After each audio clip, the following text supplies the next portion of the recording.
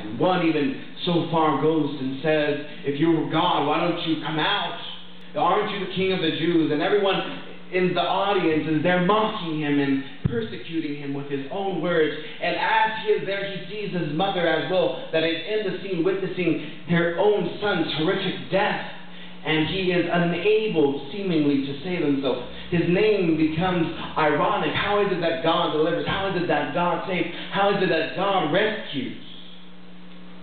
And finally then, there, what he does is something revolutionary. He does not persecute. He forgives. He has mercy on those who are killing him. And finally, as the day ends, out of grief, his heart stops. And then it bursts. And there he dies.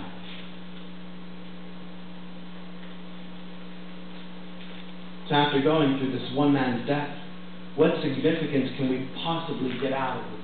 What revelation from God is there hidden in this one death? What do we come to learn about God? Maybe we come to learn something that we do not want to learn about God. Something uncomfortable. Something that we never thought God possible. The death of this one man is no surprise to the Hebrew prophets.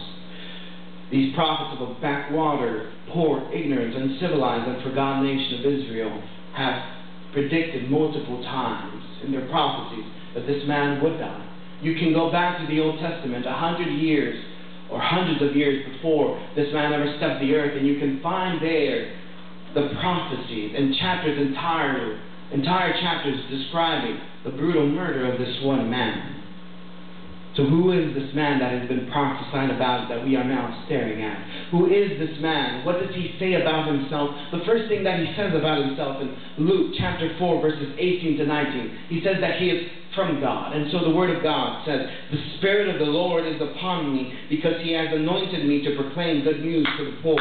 He has sent me to proclaim liberty to the captives and recovering of the sight to the blind, to set at liberty those who are oppressed, to proclaim the year of God's favor." He isn't unwavering. He doesn't double question himself. He knows he is from God. And yet more startling, when we begin to continue looking into the Gospels, these historical documents, we see that not only does he say he is from God, he says he is equal to God. He says he is God. Check this out. It says in John 5:8 that Jesus says, "Truly, truly, I say to you, before Abraham was, I am. I am." And when we hear this "I am," this might seem irregular for us because we refer to ourselves as I. But in the Hebrew language, there is no way.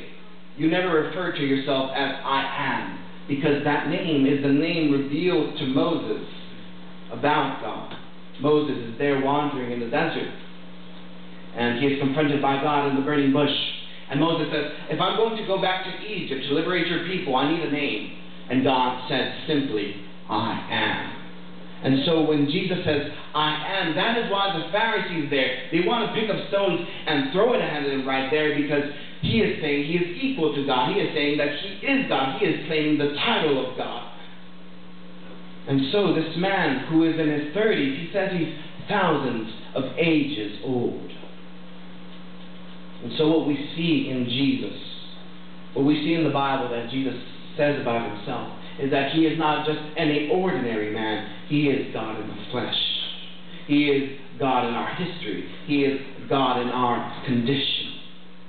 We, by our own efforts and strength, never were able to get to God. And so we constructed towers and cities to try to get to God, or to try to forget about God and make our own worlds. But God has come, and God pierces now our reality when we were unable to get to him. So we are back to the story of this one man that has died. Now we have seen that this man claims to be God. And so at the cross, we are not only witnessing the death of just another man, we are witnessing the death of God. God has died on the cross. Not another human being, not anyone else. God has died on the cross. This God whom we picture perhaps in our mental images, that he is surrounded by choruses of angels worshiping him 24/7, unceasingly, unparalleledly. this God of order has stooped down into our chaos. And not only has He come into our chaos, He has become a victim of our chaos. This God whom we have rejected, and now we leave for dead, hanging on a tree. The God whom we've made religions out of and sacrificed animals and animal after animal to try to appease His burning anger, has Himself now become a sacrificial animal in our place, in our stead. This God. So what does this mean? That the omnipotent, omnipresent, eternal, transcendent, almighty, all-knowing, creator, destructor, holy, judge of the world, divine, has died. What do we make out of this? This horrific, mind-boggling question, this awesome truth. The key I wish to propose to you this morning, resolving this question, is found in John 10:30, where Jesus says, I and my Father are one. It is so funny that another place in the Gospel, one of His disciples, Philip comes up to Him and he asks him, show us the Father, let us see the God that you are now preaching. And Jesus turns to him and says, have I been with you so long and you still do not know me, Philip? Whoever has seen me has seen the Father. Hallelujah. Jesus has such a peculiar way of talking about God. He doesn't say God. He doesn't say the absolute truth.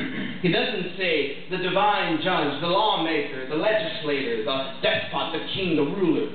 He doesn't say any of those titles. And for sure, He recognizes them. But His favorite title for God is Father. Father. Abba.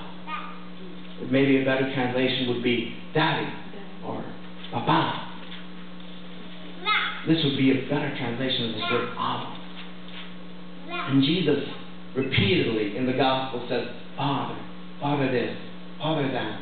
He's not worried about God, the abstract truth, or God, divine judge.